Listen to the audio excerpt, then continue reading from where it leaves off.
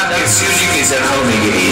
हे महादेव, हे महाकाल, हे चंद्रशेखर, हे प्रभु, हे स्वयंभू, आपने मेरे पति को मार दिया, मुझे क्यों छोड़ दिया? मुझे भी मार दीजिए, मैं जीना नहीं चाहती। बिना पति के मैं कैसे रहूंगी? भगवान ने कहा कि देवी घबराओ नहीं, तुम्हारे पति एक शरीर में थे, अब सबके मन में व्याप्त हो जाए। कामदेव को मैंने जलाया तो है, शरीर जलाया है, उसका प्रभाव और बढ़ गया है, वो सबके मन में व्याप्त होगा। रति कहने लगी कि नहीं, मुझे तो शरीर वाला पति चाहिए, मेरा पति जैसा था मुझे वैसा ही पति दीजिए। तो भगवान शिव ने आश्वासन दिया, क्या कहा? जब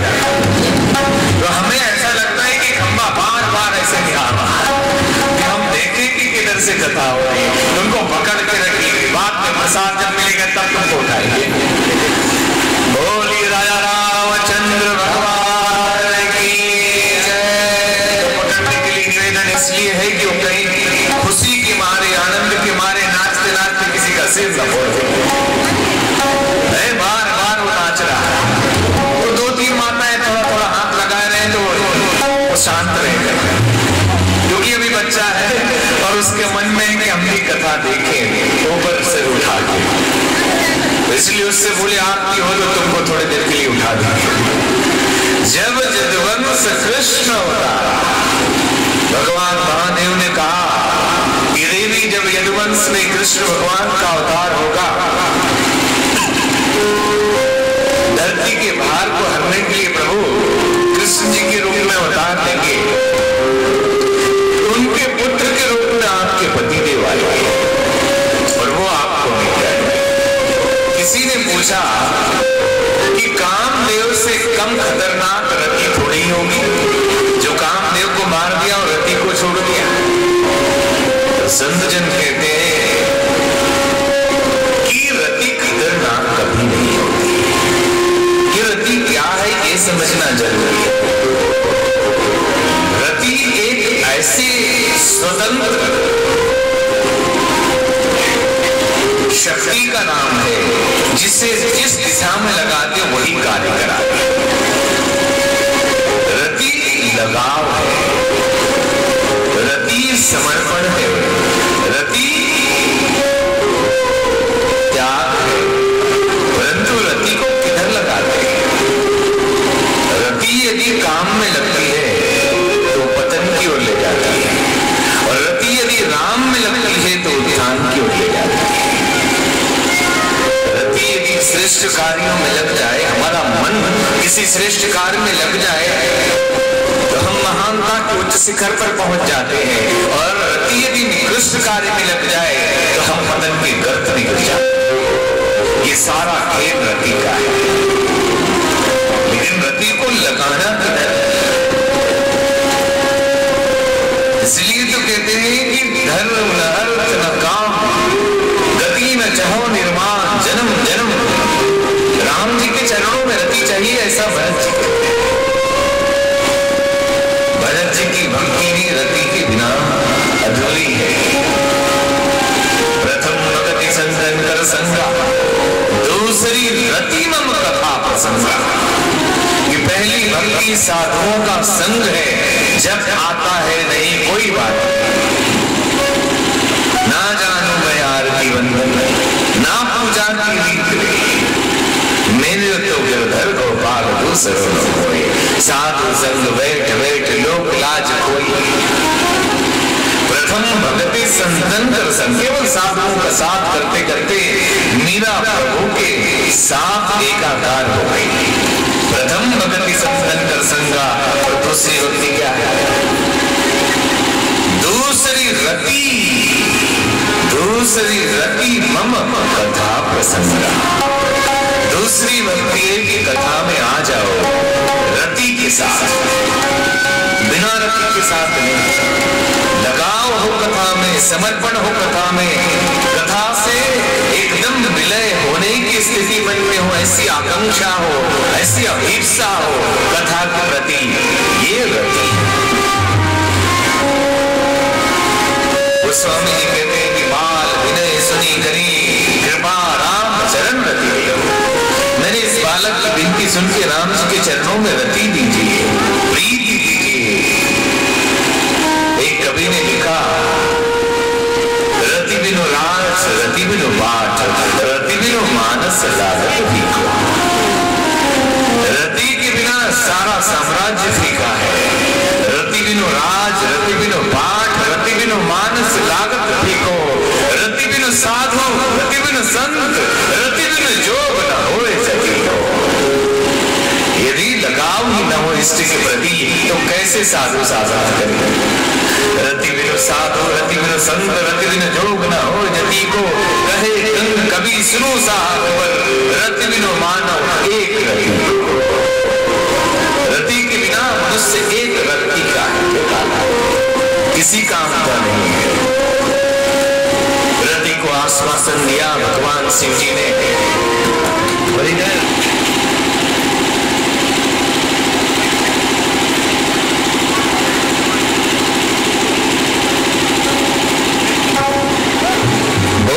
शंकर भगवान की जय। ये जय की आवाज ऐसे जैसे एक दिन बताया नहीं गया कि जय बोलो तो पाप नष्ट हो जाए। इसलिए मंदिर में जाते हैं, राम जी की जय, कृष्ण जी की जय, जय जय ही करते रहते हैं। जो जैसा सोचता है और करता है वैसा ही हो जाता है। और अगर हम जितनी बार जय जय करेंगे तो हमारी जय होगी, और जितनी बार उल्टा सोचते रहेंगे उतनी हमारी जय होगी। अब हमारा क्या होगा? भगवान महादेव समाधि में है, समाधि टूटेगी नहीं, विवाह होगा नहीं, पुत्र पैदा होगा नहीं, तारकासुर का वध कैसे होगा?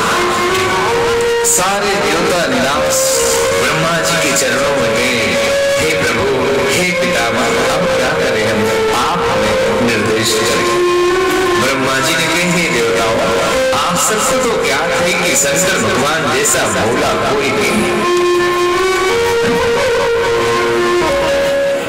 शिव जी से भोला कोई नहीं, कोई ऐसा देवता जिसको भोले भंडारी कहते हैं। भोले बाबा किसी को कहते हैं आप लोग? हाँ, या नाम कौन देवता है जिसको आप भोला कहते हैं? शंकर भगवान को कहते हैं। एक ही भोला जिसका नाम ही पड़ गया भोला।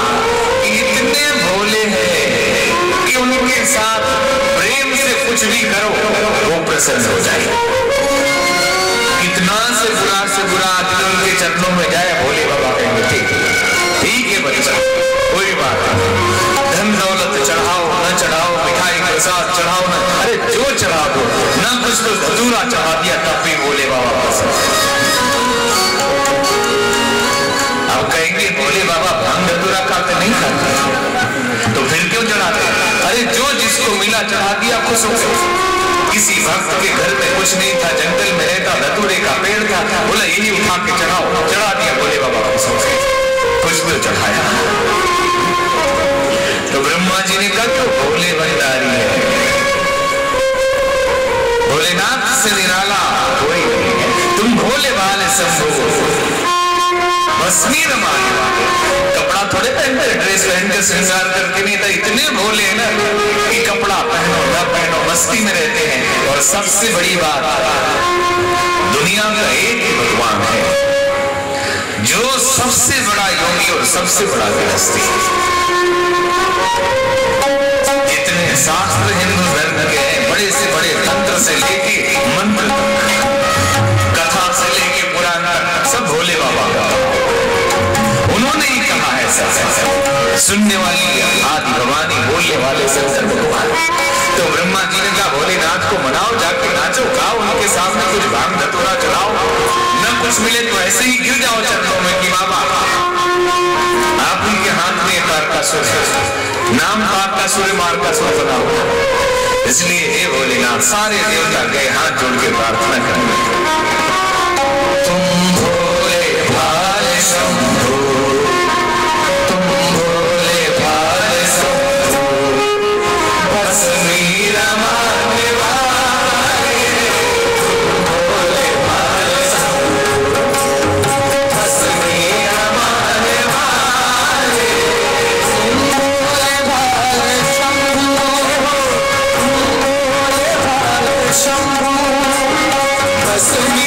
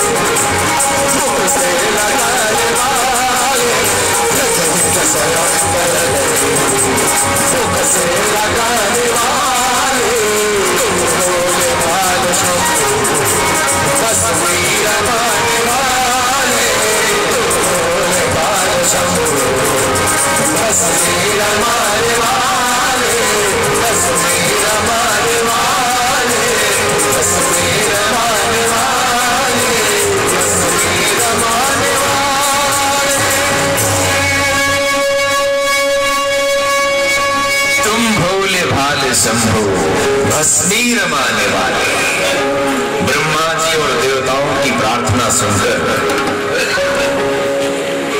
शिव जी प्रसन्न हुए और प्रभु का आदेश याद आया जो उन्होंने कहा था। हाँ बैठिए, बहुत अच्छा। शंकर जी की कृपा आपको करो। अभी सुनाएंगे अरे शंकर जी का तो विवाह कराएंगे, आप बस नाच करेंगे, आनंद आएगा। अभी शिव जी का विवाह बोलिए शंकर भगवान की।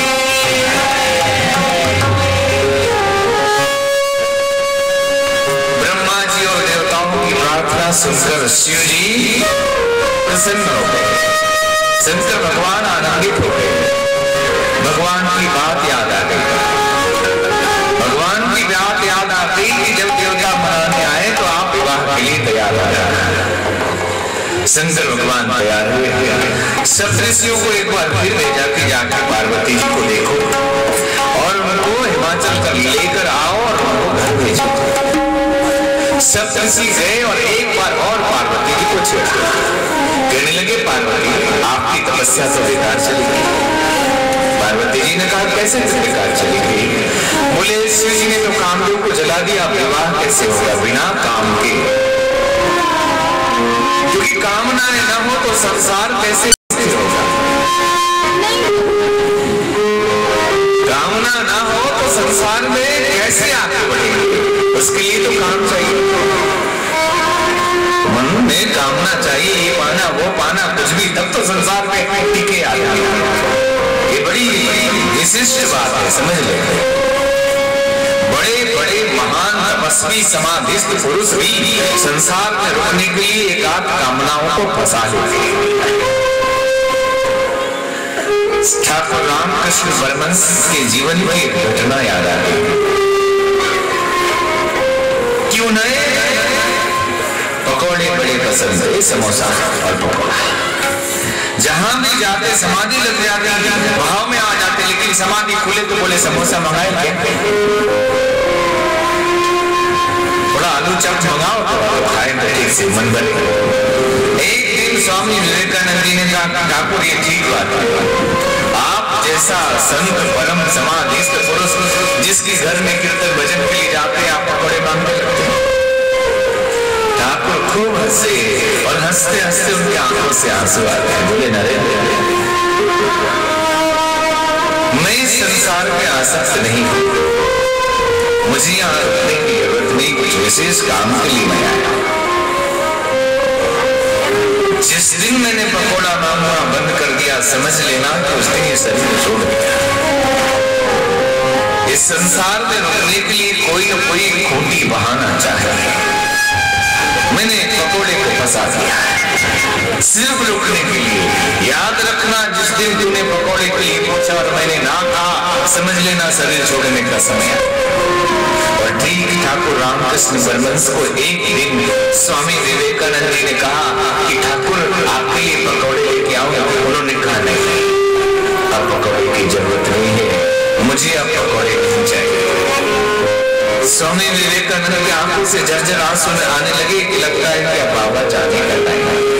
उन्होंने सारे अपने भाइयों को बुलाया, बोले कि अब ज्यादा समय नहीं है, अब जो सेवा कर सकते हो कर लो, क्योंकि इन्होंने मुझसे कहा था कि जिस दिन मैंने पकौड़ा मांगना बंद कर दिया और देने पे भी ना कर दिया, तो समझ लेना कि मेरे जाने का समय आ गया। सप्तऋषि कहने लगे कि शिव जी ने कामदेव को जला दिया, अब कैसे हुआ? पार्वती जी खिलखिला के हंसी कि सप्तऋषियों, आपको पता नहीं शिव जी के चरित्र के बारे में, मैं उनको बहुत अच्छी तरह जानती हूँ। क्या कहा?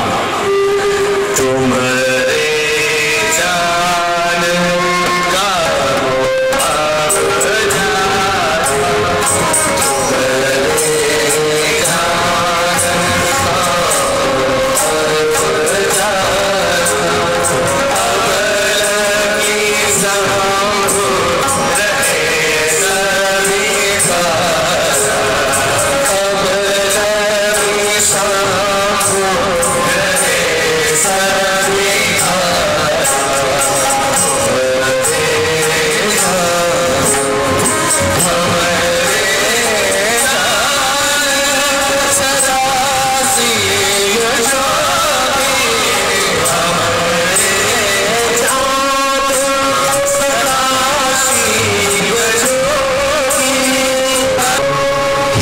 होनी है। बाराती लोग सब अपना कॉलर सीधा कर करके पहुंचे, बढ़िया बढ़िया सुंदर सुंदर कपड़ा पहनकर दूल्हा बेचारा ऐसे बैठे, कोई पूछने वाला नहीं है कि आप कैसे जाएंगे।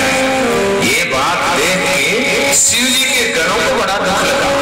नंदी वृंदी ने सोचा कि मेरे स्वामी का श्रृंगार अभी तक नहीं हुआ, तो बारातियों से पूछा, सरस्वती जी से पूछा, लक्ष्मी सभी लोग आए थे ना बारात में, पूछा जी ये जो सुंदर आप लोग दिख रहे हैं, ये जो विष्णु भगवान इतने चकचक दिख रहे हैं, क्या लगाया? बोले पाउडर लगाया। अच्छा, ये गले में क्या पहने? बोले हार है। सिर पे क्या है? मुकुट है। कान में क्या है? कुंडल है। अच्छा, अभी हम भी पहनाते हैं। कहाँ मिलेगा? सच के कहाँ से आए? तो ब्यूटी पार्लर से। तो कैलाश पर्वत पे तो ब्यूटी पार्लर है।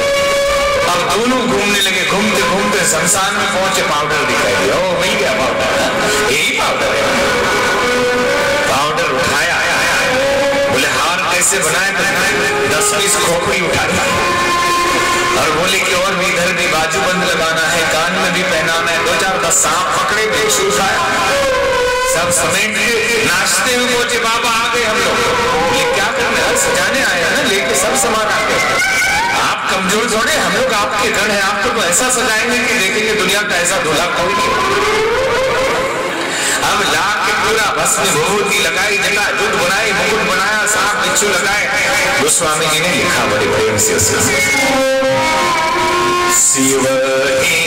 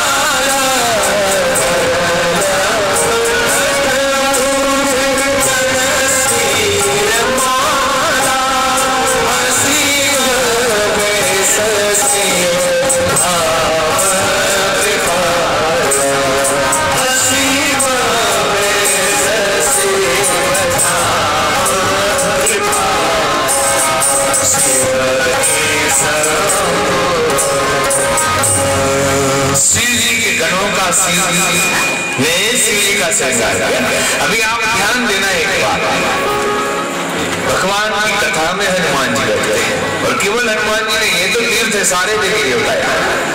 अभी ये खम्बा परेशान कर रहा था, हमने उससे कहा कि वो झांक रहा है बार-बार, अभी आराम से बैठे। अभी सूर्य भगवान कहते हैं कि हमें भी कथा सुनी, वो बार-बार इसको फाड़ के झांकने लगते हैं और कल बेचारे बरोले बाकी, और अभी मानने लगे, ये अभी थोड़ी देर में मान जाएंगे। बोलिए शंकर भगवान की। अब ऐसे बोलने के लिए तो कह सकते हैं कि ये टेंट वाले का दोष है, इन्होंने ठीक से पैक नहीं किया। लेकिन उनका क्या दोष है, उनका क्या दोष है जब भगवान भुवन भास्कर, भगवान रवि स्वयं ही यदि आना चाहे तो ये क्या हो, कहीं भी फाड़ के बस जाए। बोलिए राजा रामचंद्र भगवान की। शिव ही शंभुगन करई सितारा, कैसा श्रृंगार क्या, बहुत सुंदर। संसार में इतना सुंदर दूल्हा कभी नहीं सजा। आपने शंकर भगवान को छोड़ के कोई ऐसा दूल्हा देखा कभी? आज टाई पहन लेंगे, मोर पहन लगा लेंगे, तिलक लगा लेंगे, सुंदर सुंदर वस्त्र पहन लेंगे, ऐसा दूल्हा नहीं। शिव ही शंभुगन करई श्रृंगारा, क्या श्रृंगार किया? जटा मुकुट अहि मोर सभा, जटाओं को लपेटा, उसका मुकुट बना दिया और जो उसमें मोर पहनाए सांप। बोले ये बड़ा सुंदर मोर है, जीव निकालता रहेगा। ऊपर से टुकुर देखता रहे, कोई डिस्टर्ब तो नहीं कर पाता। और क्या श्रृंगार किया, बिच्छू कान में लगा दिए, कुंडल कंकल बहिरे प्याला, सांप लपेटे गले में, धन भभूति पूरा लगाया और छाला लपेटी, खोपड़ी की माला पहना दी और दोनों गण नाचने लगे। वाह बाबा आप बहुत सुंदर लग रहे, दुनिया में आज तक ऐसा दूल्हा किसी ने नहीं देखा। ससीललाट सुंदर सिर गंगा, दूल्हे का श्रृंगार ऐसा क्यों किया? इसलिए क्या कि संसार शाश्वत नहीं है, ये नासवान है। चाहे कितने भी लिप्त हो जाओ, चाहे कितने भवन बनाओ, कितने मकान बनाओ, कितने दुकान बनाओ, कितने भी साज श्रृंगार करो, कितने भी लिप्त हो जाओ, भुलाने की कोशिश करो कि बाबा लोग बेकार, ये धर्म की बात बेकार, ये वेदांत की बात बेकार, संसार में लिप्त हो जावे। तथा कथित पढ़े लिखे लोग बात करिए तो बेवकूफी की ऐसी बात करेंगे, कुछ भी कर लो मर जाओगे। ये अनित्य है संसार, छोड़ के जाना है तो बाबा कहते हैं कि छोड़ के जाना है और गृहस्थी में भी आना है, छोड़ के भी जाना है और माया में भी समाना है। तो दूल्हे बनने वालों सावधान हो जाओ, शिव जी के रूप का ध्यान करके दूल्हा बनने जाता। क्या ध्यान करना? बोले ससीललाट, मस्तिष्क शांत जैसे शांत और शीतल रहना, नहीं तो गृहस्थी न बन के युद्ध भूमि बन जाएगा। पति पत्नी दो शरीर एक आत्मा न बन के दो दुश्मनों का अखाड़ा बन जाएगा। 36 का आंकड़ा लगा रहे हैं। पति पत्नी दोनों को दुश्मन की तरह देखेंगे एक दूसरे को। अगर मस्तिष्क शांत और शीतल न रहे तो घर फिर घर नहीं हो तो अखाड़ा ही है। लड़ाई तो होनी है। पति देव घूम के आए तो वजह से आ गए। कितने देर पहले बोला था क्या? अरे भाई 5 मिनट लेट हो गई तो क्या बात है, आपका तो धंधा ही ये पत्नी की बोली है। पति आते काम नहीं हुआ, ऐसे कैसे रखा, ये तुम्हारा यही धंधा ले जैसे दुश्मन हो। क्यों? क्योंकि ससीललाट नहीं है, शांति नहीं है। और सिर से गंगा जो सदविचारों की नहीं रह रही है। सदविचार रहना चाहिए मन में। गरल कंठ जहां अमृत और विष बांटा जा रहा हो, अमृत दूसरों को पिला के जो विष पी ले वो शिव वही कल्याणकारी है। जो स्वार्थी है, संकीर्ण है, हमें चाहिए वो कल्याणकारी कभी नहीं हो सकता। जो दूसरों को दे दे, देवताओं को अमृत पिलाया, स्वयं विष पी लिया और विषधर को गले लगाया, दुश्मन को भी जो गले लगाए वो साधु है, वो शिव है। त्रिशूल हाथ में है।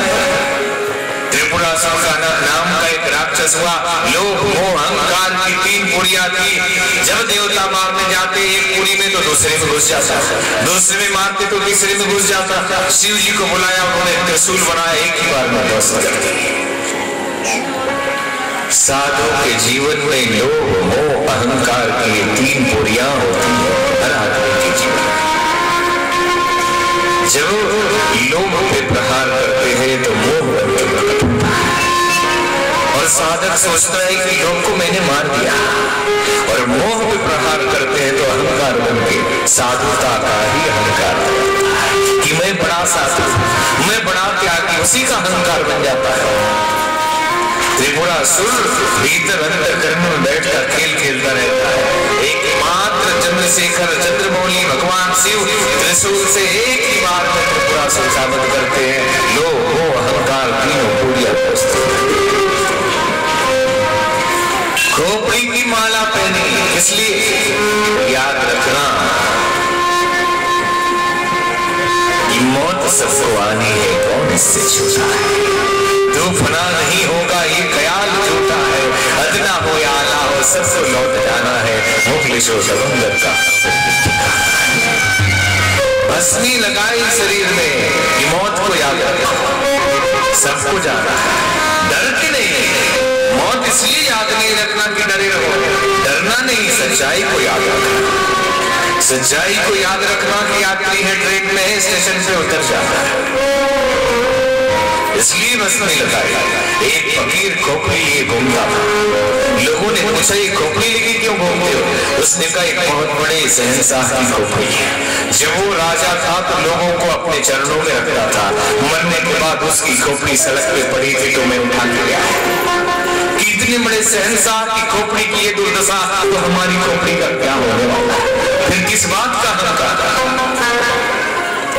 एक राजा को लोगों ने कहा कि आप जैसा राजा आज तक नहीं हुआ, तो एक पहाड़ पे तख्ती लगवा दो कि इतना बड़ा राजा कोई नहीं हुआ। बैंड बाजी के साथ सैनिकों के साथ पर्वत पे गए, पहाड़ पे पहुंचे तो वहां देखा कि पहले से लाखों तख्तियां लगी कि ऐसा राजा कभी नहीं हुआ। कितने आए और कितने चले। शोधकर्ता और वैज्ञानिक कहते हैं कि तीर्थों में बैठो कि शमशान में बैठो, संसार के जगत के कहीं भी कदम रखोगे तो तुम्हारे पैर के नीचे औसत 10 लाशें लगी हुई। जब से सृष्टि बनी कितनी बार गई आई उल्टी पलटी, 10 लाशें तो औसत है। क्या भरोसा जिंदगी का साथ देती नहीं है किसी का। सांस रुक जाए चलते चलते, सम्मा बुझ जाए जलते जलते, दम निकल जाए रोशनी का क्या भरोसा। इसलिए गृहस्थी में प्रवेश करते तो याद रखो ये शाश्वत नहीं है, ये सनातन नहीं है। यहाँ आए हैं मिलजुल के रहना है, यहाँ काम करके फिर आगे निकल जाना है। लड़ते रहो जमीन के टुकड़े के नाम के लिए, यश के लिए, प्रशंसा के लिए, छोटी छोटी बातों के लिए विकार युक्त हो जाओ और लड़ाई मुकदमे झगड़े में ही पूरी जिंदगी को। अरे उम्र दराज मांग के लाए थे 4 दिन, कट गई द्वार के दो। मांग के लाए थे 4 दिन, 2 दिन मांगते मांगते कट गए। हे भगवान ये हो जाए, ये भगवान ये हो जाए, और 2 इंतजार का मिलेगा आपको।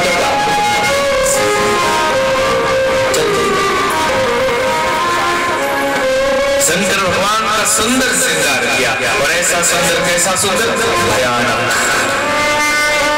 सुंदरता के साथ भयानकता नहीं जोड़ती है, लेकिन बड़ा भयानक सुंदर है। इस सौंदर्य को दूल्हे का रूप तो सुंदर ही होगा ना, लेकिन बड़ा भयानक है। देख के लोग डर के जाए। भगवान विष्णु ने देखा कि बाप रे बाप इतना सुंदर भयानक खतरनाक दूल्हा, अगर ये गया हिमाचल के यहाँ तो नाश्ते पानी के आप। इस दूल्हे के साथ हम लोग भी गए ना तो मिठाई चाय भी नहीं मिलने वाली। तो इशारा किया इंद्रदेव को, वरुण देव को, धीरे से किसको, बाराती पहले ही पहुंच जाओ, नाश्ता पानी हो जाए, बाद में दूल्हा पहुंचता है। सब अपने अपने वाहन से चले, पहुंच गए।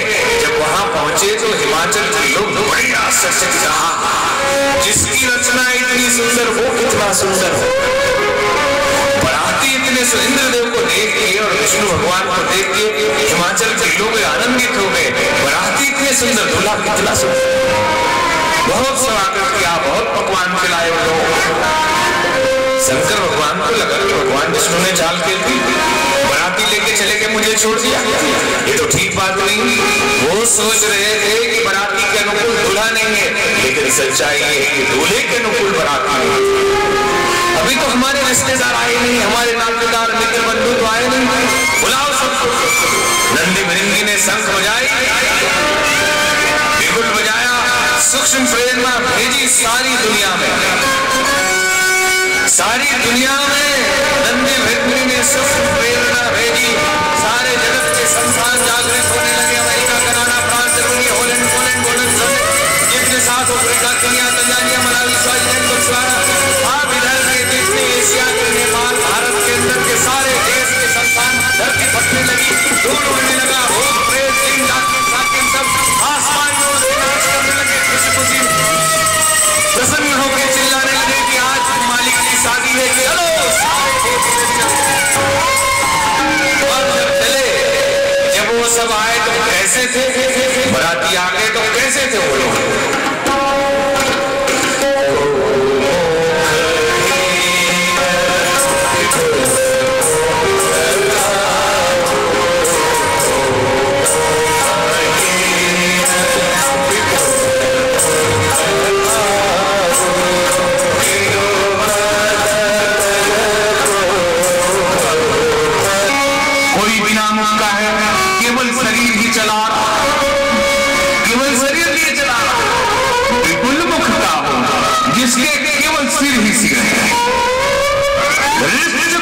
को अति तन्वी, कोई एकदम मोटा ताजा पूरा ब्लड जैसा फूला हुआ, और कोई पेप्सी के स्ट्रो की तरह चला विपुल मैंने तो नहीं निकला, किसी का शरीर पे आंख नहीं आती, पूरा शरीर आंख किया, और कोई बिना आपका सपाट केवल आदमी चला। ऐसे एक से एक विचित्र भयानक सुंदर दिव्य भव्य विकृत विकारों हर तरह के भूत प्रेत वहां आए, और जब आए तो कैसे कैसे है बाबा जी ने लिखा,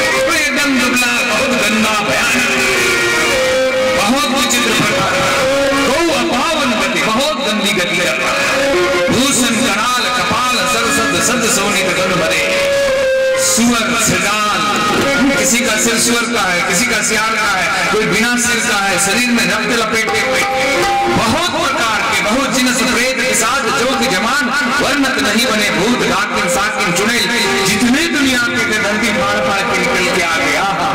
आज तो मालिक के साथ ये भोज मिलेगा, सारे भूत प्रेत वहां आएंगे, और आने के बाद जो भूतों ने नाचना शुरू, बराती में जाते हैं, जब बारात में जाते हैं तो कभी जमाना था कि बारात बहुत दूर जाती थी, कम से कम 50 किलोमीटर 100 किलोमीटर 200 किलोमीटर लोग बाराती जाते थे, कहीं ठहरते थे, फिर सजते थे, फिर बारात निकलता था, लड़की वाले आते थे, मिलाप होता था, मिलजुल के जाते थे, फिर द्वार पूजा होता। अभी तो क्या है, कहीं भी जाओ कैसे भी रहो, बस सड़क घेर लो, बैंड पार्टी बत्ती वाले बेचारे सिर पे लिए खड़े, कहीं कुछ न करो, क्या किसने रोड क्यों घेर दिया, नाचना है ना। अभी बारात निकल रही 10 बजे रात को, अरे खाओगे कब, लड़की वालों को भी परेशान करोगे, कोई भी परेशान नहीं। अभी बारात निकल रही है तो बारात में होगा कि निकल के जाओ शुरू करो वहां पूजन, नहीं सड़क घेर दो भाई, बारात जा रही है, बेचारे लोग गरीब मजदूर लिए सिर पे खड़े, ये बत्ती लेके खड़े, रास्ता घेर दिया, जवान तो नाचते, बुजुर्ग भी आने वाले, बड़े बड़े लोग अपनी भड़ास इस बारात में निकल लगे, बड़े बड़े 50 के ऊपर वाले भी कोटाई पहन के, भले लिया हो या न लिया हो, खूब नाचते हैं, अपने मित्रों को दिल से कहते कैसा रहा, बोले अरे वर्मा जी आप तो बड़ा अच्छा नाच लेते, वो शुरू से जमाने से वो तो मौका नहीं मिलता, आज मिल गया मौका, सब अपनी बड़ास निकल रहे। जब सामान्य लोगों की बारात में ये होती है जहां आदमी नाचते हैं, जहां भूत प्रेत पहुंच जाए वहां कैसा नाच होगा सोचना। सारे भूत प्रेत पहुंच के इनकी हाहाकार सुनती है, पहले तो हू सारे भूत प्रेत करने लगे, अपना अपना बाजा बजाने लगे, भूत किलकारी मारने लगे, सब देवता लौट आए हिमाचल से, ये क्या हुआ, देखिए अच्छा बारात अब चली है, सारे देवी देवता ऊपर से 33 कोटि देखने लगे बारात, और भूत प्रेतों का नाच देख के भगवान शंकर भगवान बैल से नीचे उतर आए। कई दूल्हा शर्माते हैं, दूल्हे को अगर बारात में नचा दो तो शर्माते हैं, ये कोई आज की परंपरा थोड़े, शंकर भगवान भी अपनी बारात में नाचते थे। दूल्हा जाता है तो लोग कहते बड़ा मुस्कुरा रहा, तो कहां बेचारा मुस्कुरा पाता है, शर्म के मारे मुंह समेटता, जैसे अंग्रेज हंसते हैं, अंग्रेज को कभी हंसते देखा आपने, अपने यहाँ आदमी हा और अंग्रेज करेंगे, सिर्फ इतना सा ही, तो दूल्हे की स्थिति ऐसी ही होती है, हंसने का मन भी धीरे से पैदा, रुमाल लेके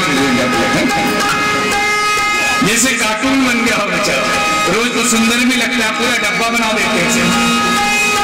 दूल्हा बेचारा मुस्कुराता है तो लोग कहते हैं आज ही भर, बस कल से तो रोना ही है, पता नहीं क्यों कहते हैं। अब शंकर भगवान भी बैल से उतरे और नाचना शुरू किया, एकदम छम छम छम छम तांडव नृत्य शुरू किया। नृत्य देख नटराज राज का, नृत्य देख नटराज राज का, चमक छम चमक शिव शंकर का डमरू बजना, चमक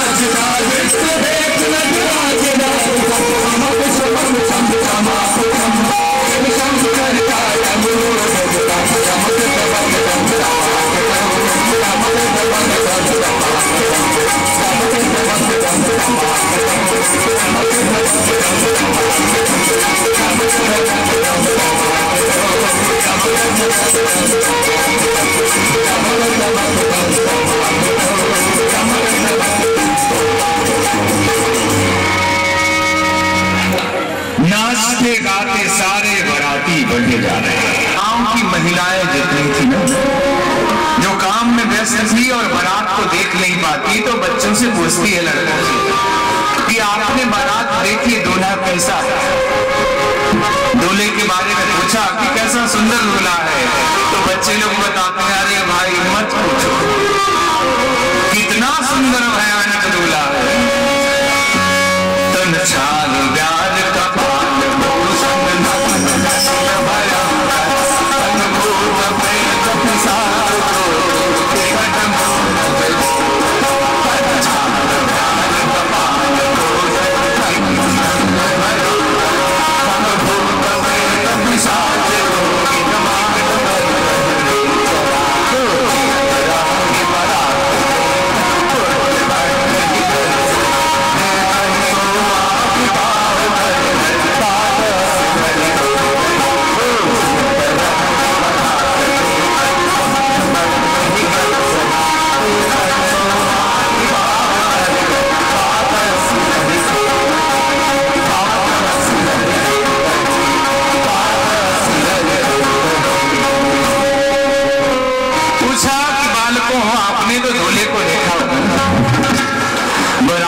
आ रही है, दूल्हा कैसा है? तो बच्चे बताते हैं तन छार व्यार कमाल भूषण नगन जटिल भयंकर। दूल्हा कैसा है? नगन है पूरा शरीर, कुछ लपेटे है, जटिल है, जटाजूटधारी है और भयंकर है। साथ में भूत प्रेत की जमात में पागल लगता है दूल्हा। जे जियत रही बारात देखत पुण्य बढ़त ही कर सही, जो जिंदा बचेंगे वही बारात देखेंगे। बाप रे बाप, इतना भयानक दूल्हा। जो लेने गए थे आधे बेहोश हो गए, कुछ मर गए, कुछ इधर उधर भाग गए, सारे लोग भीतर भीतर हो गए। बहुत मुश्किल। जे जियत रही बारात देखत पुण्य बढ़त ही कर सही। ये जी है जिनका जिंदगी बाची, वही विवाह देखिए, न तो बाकी लोग तो गए। बोलिए शंकर भगवान की।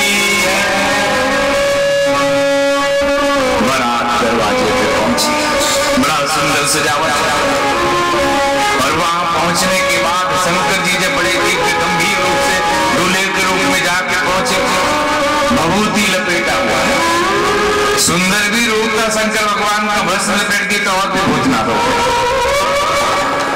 पार्वती जी की माता जी ने आरती लेके देखा, बोले यही दूल्हा है?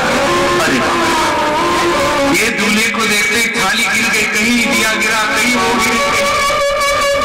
होश में आई कहती मर जाऊंगी लेकिन इससे शादी नहीं करा सकती, कुएं में गिर के मर जाऊंगी। मेरी बेटी ऐसी रह गई कि इससे बाप का विवाह, इससे मेरी बेटी का विवाह कैसे हो सकता? भीतर गई, नारद जी को हजार कर। नारद मुनि का हमने क्या बिगाड़ा? नारद जी का हमने क्या बिगाड़ा था जो ऐसा बोला? उन्होंने बता दिया। अब इसी समय घटना, नारद जी भी मानने वाले थोड़े, चले उधर से।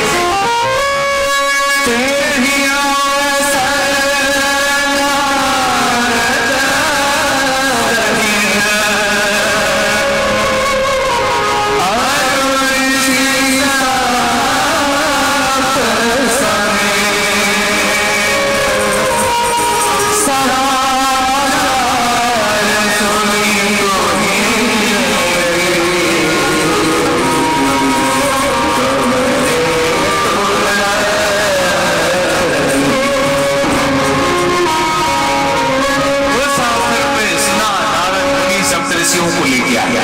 लोगों ने कहा अच्छा आ गए, जाइए आप ही का इंतजार है, पूरा इंतजाम अंदर तैयारी है, हजार गाली दे रहे। आज तो आज बताया बड़े बाबा बनते लोगों को उपदेश देते रहे, हमको फंसा दिया। नारद मुनि आए, गाली देना जो शुरू किया बहना नारद जी ने बिठाया, धीरे से प्रेम से समझाया कि जिसको अपनी बेटी समझ रही, बेटी तो है जगदम्बा भवानी, ये तुम्हारा सौभाग्य है। पिछले जन्म की पूरी कथा बताई कि कैसे सती थी, कैसे शरीर छोड़ा और प्रायश्चित के लिए तप करना पड़ा, आपके घर में बेटी बनी, शिव जी की पत्नी जन्मों जन्मों से, ये उन्हीं के साथ रहने वाली उनकी अर्धांगिनी है, अर्धनारीश्वर है, ये दूसरे जगह नहीं जाने वाली। बात समझ में आई, विवाह की तैयारी हुई। वैदिक रीति से विवाह हुआ, फेरे लगे, 4 फेरे में शिव जी आगे थे, फिर 3 फेरे में पार्वती जी आगे थी, फिर वो लावा गिराया गया, पत्थर को पैर से मारा, शीलारोहण हुआ, सारी विधि की गई, शपथ लिया गया, कन्यादान किया, हाथ पीले किए, सारी विधि कर दी। जब विवाह संपन्न हुआ तो विवाह के बाद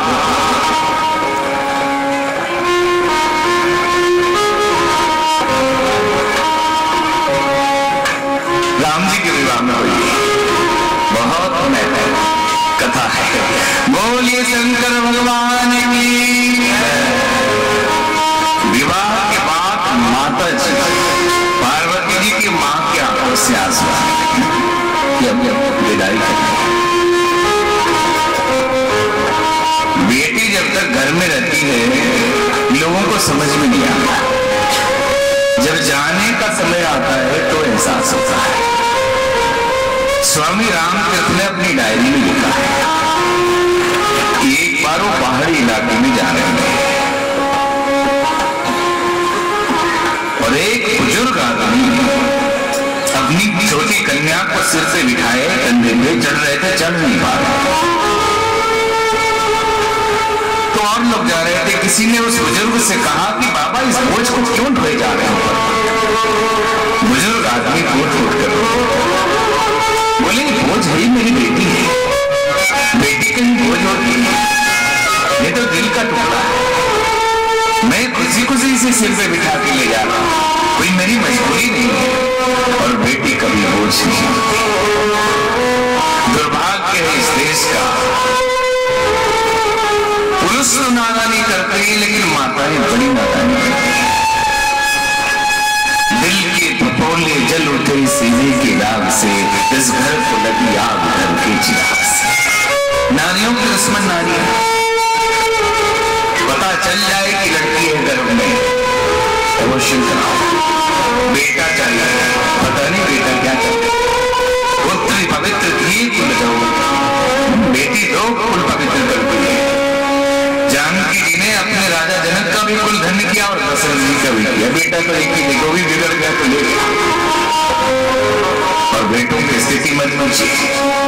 हमने देखा कि बेटी की शादी हुई और बेटी 2-4 गांव दूर चली गई है, विवाह होकर पिताजी बीमार पड़ गए, खबर लगी, दौड़े पति को घसीट के ले आता कि बाबूजी बीमार कैसे नहीं चलिएगा, सब दवाई इंतजाम करके आती है, बेटा नौकरी कर रहा अपनी पत्नी के साथ शहर में, बेचारी बूढ़ी माँ फोन करती है, बबुआ बेटा पिताजी बीमार है तो हम क्या करें, हॉस्पिटल नहीं पैसा भेज दिया था, दिखा लेना। ये बेटा है जिसके लिए तड़प गया, और बेटी की जब विदाई होती है ना तो दर्द होता है। एक सेठ जी हमारे पास आए, सेठ जी ने कहा स्वामी जी मुझे नींद नहीं आ रही और बहुत दुखी हूं मैं एक सप्ताह से। हमने पूछा क्यों? बोले मेरी बेटी का विवाह तय हो गया। हमने कहा लोग हमारे पास आके इसलिए दुखी होते हैं कि विवाह तय नहीं हो रहा, आशीर्वाद दीजिए विवाह तय हो गया, और आप कहते हैं कि विवाह तय हो गया इसलिए दुखी। बोले इसलिए दुखी हूं कि विवाह जब तक तय नहीं हुआ था ख्याल नहीं था, और जैसे ही विवाह तय हुआ मुझे एहसास होने लगा कि जिस बेटी का मैं हर पल ख्याल करता था, कभी भी उसको कोई कष्ट नहीं होने देता था, कोई बात बोले तो मैं उसके लिए सब सामान हाजिर कर देता था, पता नहीं कैसे लोग रखेंगे, अनजान घर में चली जाएगी, सब पराये हो जाएंगे, हम दूर रहेंगे, क्या उनसे बोलेंगे, क्या खिलाएंगे, कैसा व्यवहार करेंगे, ये सोच सोच के मैं रोता। माँ तो रोती है, माँ की आंसू दिखाई पड़ते हैं, पिता के आंसू दिखाई, और पिता ज्यादा रोते हैं दिल से, भले ही दिखाई न दे। और जाते समय पार्वती जी की माता जी बेटी को एक शिक्षा देती है, बेटी को शिक्षा देने से पहले अपने दिमाग को कहती कि क्या लिखना, बहुत संस्कार दिए, बहुत ठीक से पाला, हो सकता है कोई गलती हो जाए इससे। तो कहा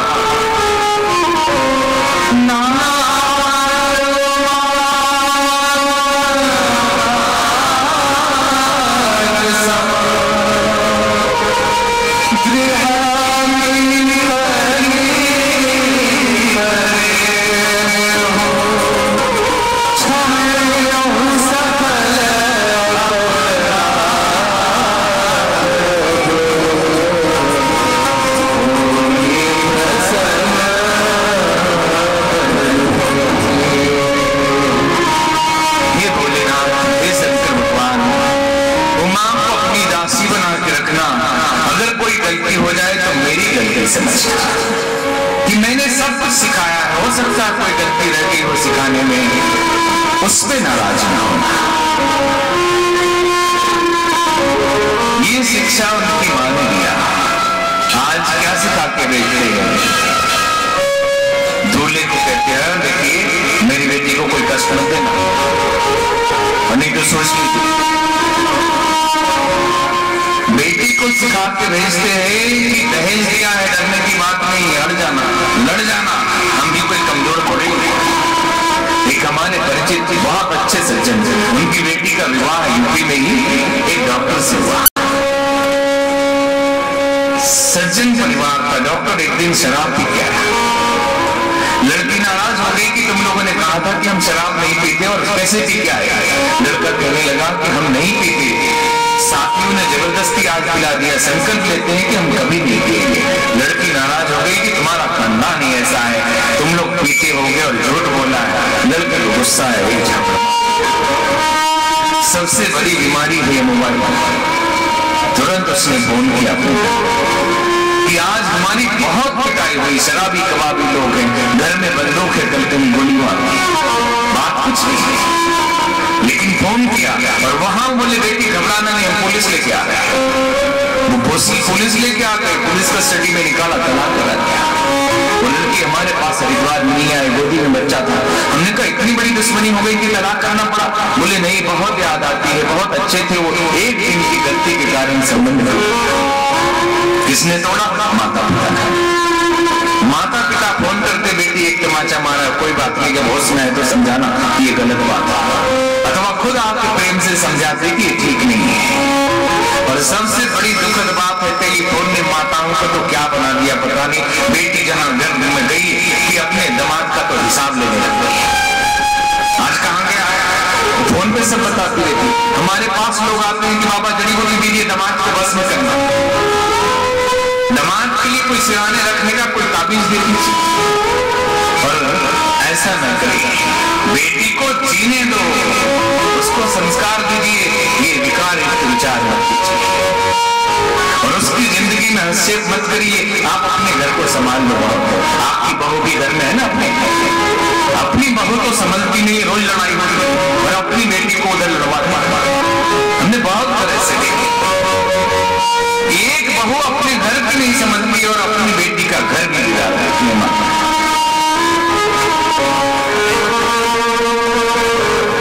एक बार एक राजा की घटना है। पहले तो बेटी को समझाया, क्या समझाया?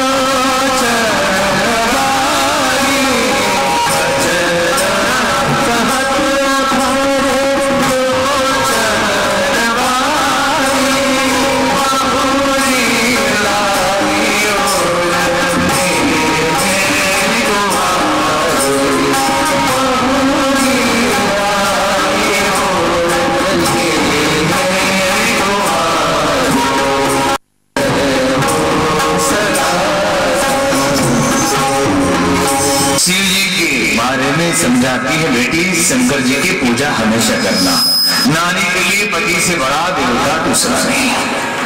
तो कोई आधुनिक नारी कहे तो फिर अरब में कहानी है कि खुदा ने जब भेजा धरती पर इंसान को, कान में बोल दिया कि तुमसे बढ़िया किसी को नहीं बनाया, तुमसे ज्ञानी किसी को नहीं बनाया, बात किसी को बताना। जितने लोग आए यही सोचे कि हमारे जैसा कोई। एक बुढ़िया थी, ऋषिकेश में रहती थी, एक बुढ़िया ऋषिकेश में रहती थी, उसके पास मुर्गा था। मुर्गा जब सुबह 4 बजे ब्रह्म मुहूर्त में बोलता कुकुरकू, तो बुढ़िया नाचती ताली बजा क्या मेरे मुर्गे के कारण सूरज निकला, रोशनी हुई। एक दिन शंभू जी से झगड़ा हो गया बुढ़िया का, और जब झगड़ा हुआ तो बुढ़िया कहने लगी हमसे लड़ते हो, हरिद्वार चली जाऊंगी, अंधेरे में रहो। शंभू जी ने कहा कि भाई गलती हमारी है, आपकी जाना है तो जाइए। वो चली गई ज्वालापुर, और वहां जाके रात को सोचती है कि अब आएंगे शंभू जी, नाक कितना भी रगड़ेंगे मैं थोड़ी ही जाने। ऋषिकेश के लोग अंधेरे में रहे, अब तो मैं नहीं जाने वाली, चाहे कुछ भी हो जाए, वो कितनी भी सिफारिश कराए सरकार से भी, मैं नहीं जाने वाली। ब्रह्म मुहूर्त में मुर्गे ने बोला, ज्वालापुर टुकड़ों को हुई, सुबह सूरज निकला, बुढ़िया खूब नाच गया, रोशनी आई, सूरज निकला, ऋषिकेश के लोग रो रहे होंगे, अंधेरे में पड़े होंगे, अब आ जाए, मैं नहीं जाने वाली, मेरा मुर्गा था तो रोशनी की। आप कल्पना करो, कहीं मुर्गा बोलने से सूरज निकलता है? अरे सूरज निकलता है, मुर्गे को एहसास होता है, मुर्गा बोलने लगता है। भगवान की कृपा होती है, साधु बोलने लगते हैं, दुनिया बदल रही है, जागो, साधना करो, भजन करो, भगवान की कृपा है, भगवान की लीला है, सब साधु बोलने लगते हैं एक साथ, सब एक स्वर में। बोलने वाले प्रशंसा भी इस गीत की कर रहे थे हमारे सामने। क्या लिखा है कि भक्त न होते तो भगवान का क्या होता? सच में भगवान को कौन पूछता अगर भक्त न होते? भगवान को भी पूछवाने की जरूरत है। भगवान भी इतना लोभी और सम्मान का भूखा है कि भक्त हो जाओ तो हमको पूछो। सृष्टि उसने बनाई है, ना हो भक्त दूसरा बना लेगा, नए नए भक्त पैदा कर देगा, तुम मत रहो, जाओ अपने घर में। भगवान की सृष्टि है, वो कुछ भी कर सकता है। मुर्गा बोलता है इसलिए सूरज नहीं निकलता, सूरज निकलता है इसलिए मुर्गा बोलता है। दुनिया में धर्म और ईश्वर है, इसलिए सारे समुदाय और संसार भक्त इसलिए दुनिया में छोड़ नहीं है, वो तो कण कण में व्याप्त है, हर देश में, हर देश में।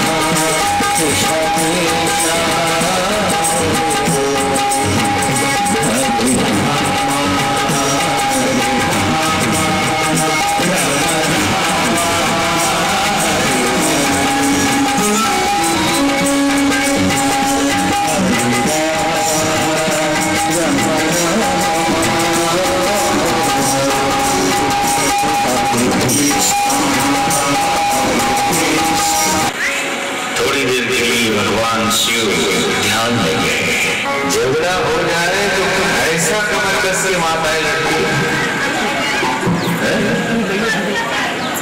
पड़ोसी से कहीं झगड़ा हो जाए तो पूरी शक्ति लगा देते हैं। थोड़ा भगवान के जय बोलने के लिए थोड़ी सी शक्ति लगाई।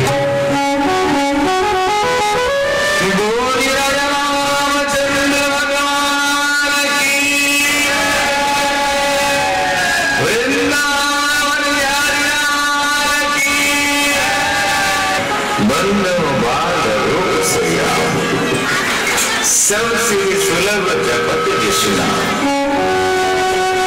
भगवान के उस बाल रूप की वंदना करता हूं जिसका नाम स्मरण करने से सारी सिद्धियां उपलब्ध है। मंगल भवन मंगलहारी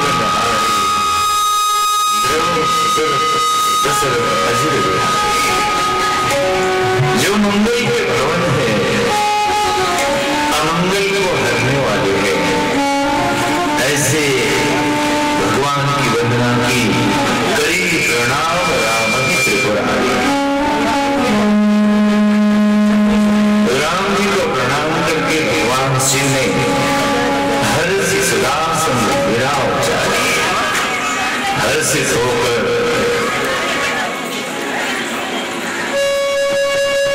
भगवान महादेव ने कथा प्रारंभ की। पूछा है भगवान की कथा प्रसंग।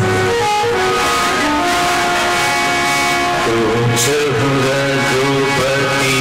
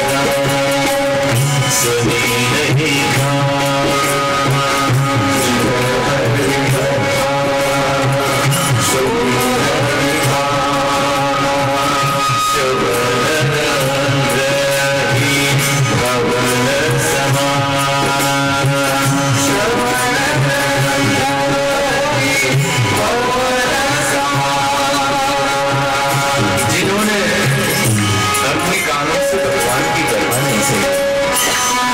उनके कान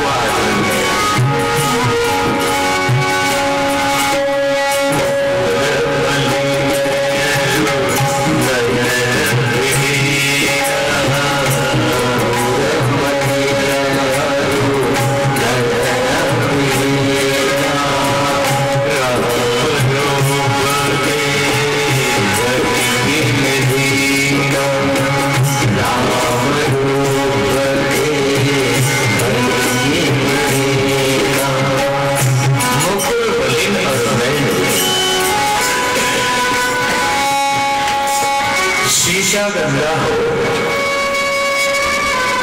और आंखें कितनी भी अच्छी देख रही हो, गंदे दर्पण में हम अपने चेहरे को देख पाएंगे? गंदे शीशे में अपने को निहारने की कोशिश करें तो हम नहीं देखेंगे। शीशा साफ भी हो और आंखें ठीक न हो तब भी अपना चेहरा दिखाई नहीं पड़ेगा। और जहां दोनों कमियां एक साथ हो कि शीशा भी गंदा हो और आदमी भी अंधा हो, फिर कुछ नहीं दिखने वाला। मुकुल मलिन और नयन देगा, राम रूप देख ही के लेना। मुकुल अर्थात दर्पण, हृदय का दर्पण गंदा है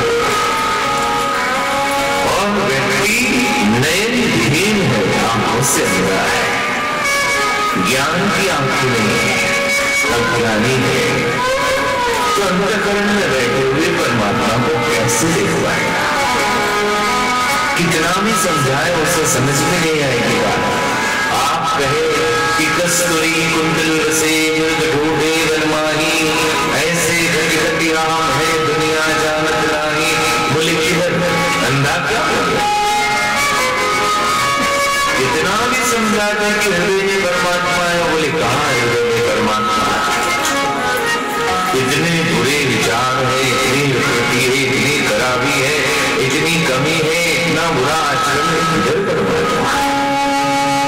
उसे ये मालूम नहीं कि जो बुरे विचार, विकृति और गंदगी दिख रही है, ये शीशे पे चढ़ा हुआ धूल है। यही पड़ता है मुकुल मलिन और नयन हीना, राम रूप एक संत जा रहे थे।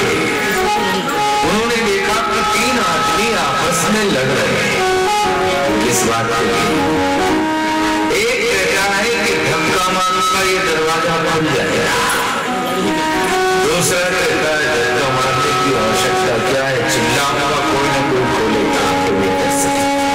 और तीसरा कहता है जमाना बदल गया, चिल्लाने की जरूरत नहीं, बटन दबाओ घंटी बजेगी और कोई खोल देगा। संत ने पूछा आप लोगों की आंखें तो ठीक है। तीनों ने कहा कि ये कैसे पता चला कि हमारे आंखों में खराबी है? हम तीनों अंधे हैं। संत हंसने लगे और उन्होंने कहा वो तो पता चल रहा है, क्योंकि जिस दरवाजे को खोलने के लिए आपस में आप बहस कर रहे हैं वो दरवाजा कभी बंद ही नहीं हुआ, वो तो हमेशा से खुला हुआ है। किस दरवाजे को खोलने की कोशिश कर रहे हो? वो तो पहले से ही खुला है, तुम्हें दिखाई नहीं दे रहा है, ये अलग है। ज्ञान की आंखों के अभाव में ईश्वर के खुले दरवाजे को खोलने की कोशिश है। साधना का अर्थ दरवाजा खोलना नहीं, तपस्या का मतलब दरवाजा खोलना नहीं, आंख खोलना है। तपस्या का अर्थ दृष्टि पाना है, क्योंकि वो कभी बंद ही नहीं हुआ, वो कभी गया ही नहीं, वो कभी खोया ही नहीं। फिर उसे ढूंढने के लिए जाओगे तो सिर्फ ये दृष्टि मिल जाए कि वो कभी गया नहीं और हम उससे दूर, हम वही तो है। संसार के विकार और गंदगी हमें अपने आप से दूर करती है, ईश्वर तत्व से दूर करती है। उपासना, उपवास, व्रत, तीर्थाटन, सत्संग, तपस्या, सबका मूल यही है कि हम पवित्र हो जाए, विकार दूर हो जाए, दर्पण साफ हो जाए, अन्यथा मुकुल मलिन और नयन दिखेगा, राम रूप देखने के लिए। आंखों से अंधा व्यक्ति गंदे दर्पण में कैसे अपनी छवि, अपने प्रतिबिंब को देखेगा?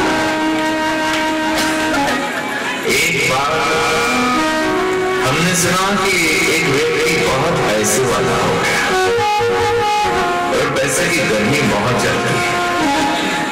जैसे ही पैसा आया ना, आदमी तड़पने लगता है, क्या करूं, किधर जाऊं, क्या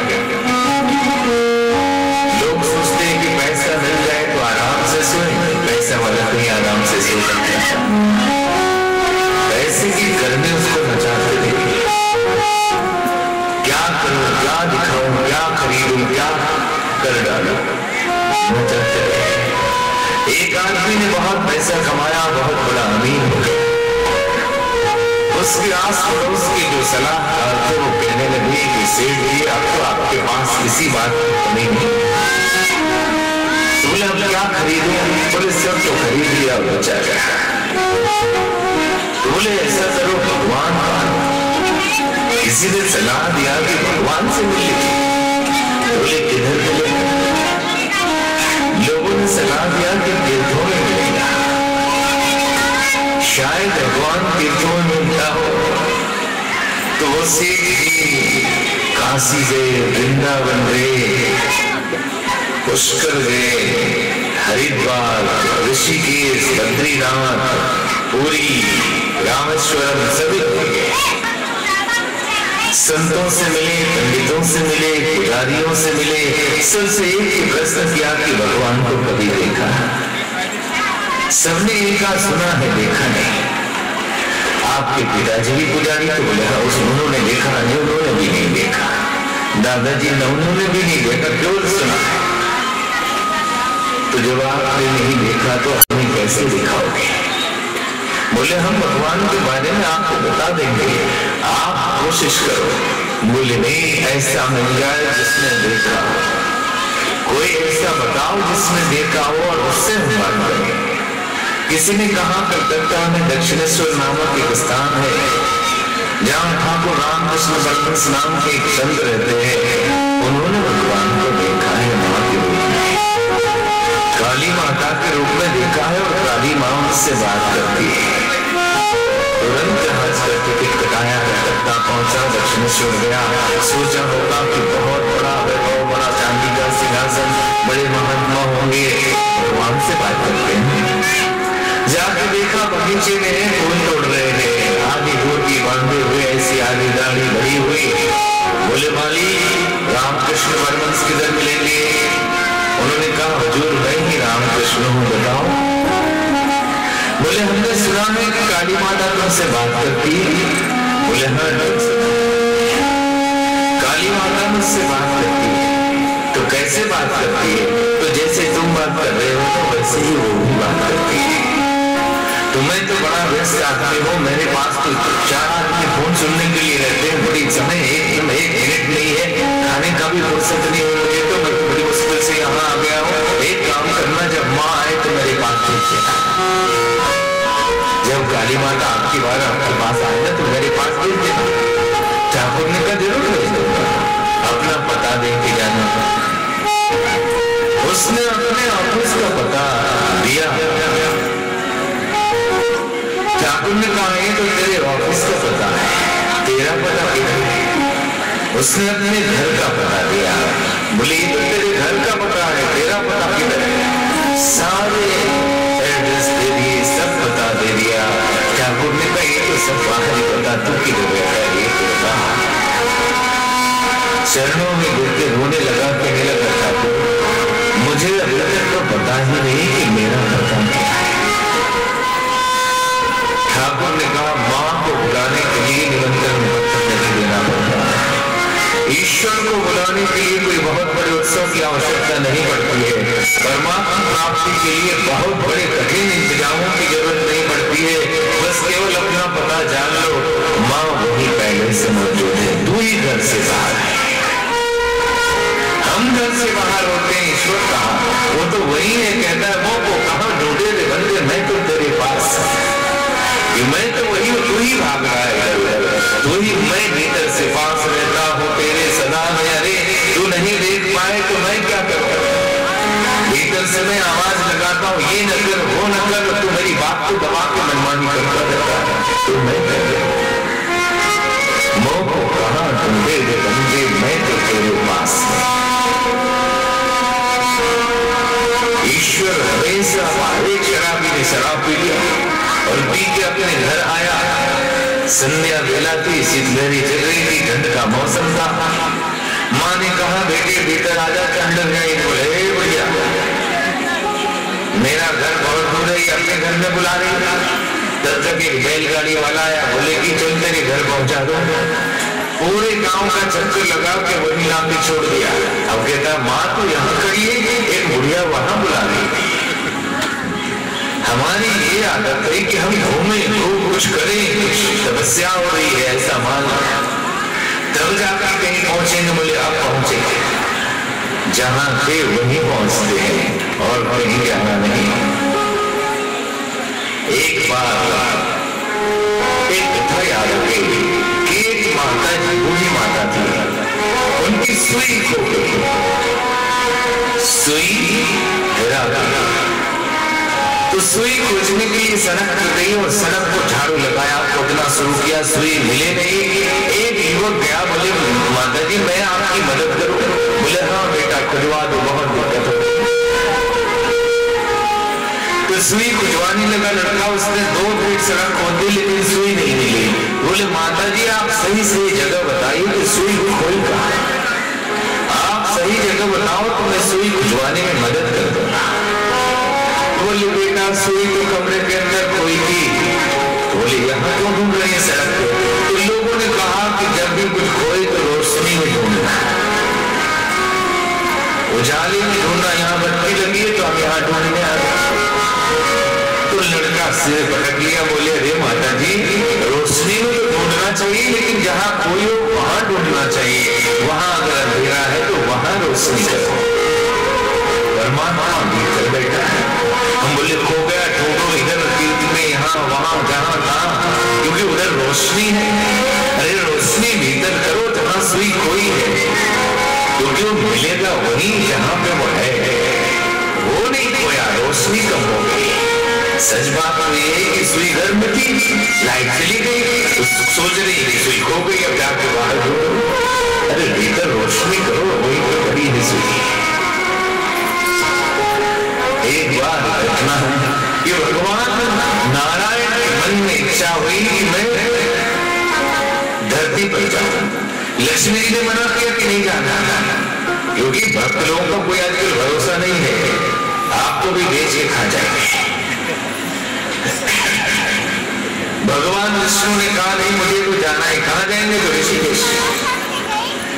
लक्ष्मी जी ने कहा दोबारा प्रवेश नहीं वैकुंठ में, जाना है तो जाइए। आगे नारायण जब यहाँ आगे त्रिवेणी घाट में संग चक्र गदा मुकुट लिए हुए गरुड़ जी पे सवार भक्त लोग नजदीक आए, पूजन शुरू हुआ, खबर फैल गई पूरे गणेश जी दूध पी रहे, इस तरह से पूरी दुनिया पूरे ऋषिकेश के लोग भीड़ लगाने लगे। और जिस तरह से भक्त सरस्वती पूजा करते हैं तो पूजा करे ही ना करे, किताबें पढ़े ना पढ़े, स्वाध्याय हो या ना हो, अध्ययन हो ना हो, विद्यार्थी सरस्वती माता के केस जरूर नोच लेते हैं।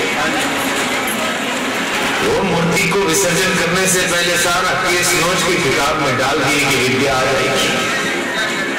अब इनको लगा कि कहीं ये भाग न जाए, कोई गरुड़ जी के पंख नोचना शुरू किया, कोई भगवान के केस नोचने लगा, कोई चक्र लेके भागा, कोई गदा लेके भागा, कोई पद्म लेके भागा, कोई मुकुट लेके भागा, कोई खड़ा लेके भागा, कोई कपड़े फाड़ने लगा। भगवान भागे यहाँ से। भागते भागते हरिद्वार की पौड़ी पहुंचे, वहां पहले से खबर कर दी गई थी तैयार रहना चाहता। पूरा तो हम लोगों ने खींच लिया, बच्चा कुछ आप समझ लेते। अब वहां देखे इतनी भीड़, वहां से भी भगवान भागे भागते भागते दिल्ली मुंबई भागते रहे, आगे आगे भगवान पीछे पीछे भागम भाग बचे हुए। रास्ते में नारद मुनि मिले, नारायण प्रभु आपकी ये दुर्दशा कहाँ गए थे? तो ऋषिकेश में। ये दुर्दशा कैसे हो गई? बोले हमें तो नहीं। हे नारद मुनि मैं वैकुंठ जा नहीं सकता, क्योंकि लक्ष्मी जी से शर्त लगा दी कि भक्तों के पास रहना। तो बोले कहाँ जाऊं? फिर से ऋषिकेश चले। बोले वहां नहीं जाइए, दिल में समा जाइए सबके। जो सच्चा खोजने वाला होगा भीतर खोजेगा, मिल जाना, जो बाहर वाला खोजने दो। उस दिन से भगवान भीतर बैठ गए और बाहर ढूंढने वाले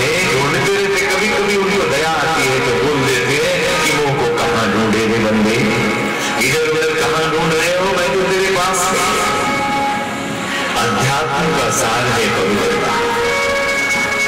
केवल पवित्रता, चाहे लाख पूजा करो, बहुत मंत्र पढ़ो, बहुत नाम जपाओ, बहुत विधि विधान करो, कुछ भी करो, हृदय पवित्र नहीं है, मन पवित्र नहीं है, वाणी पवित्र नहीं है, तो ईश्वर नहीं मिल सकता।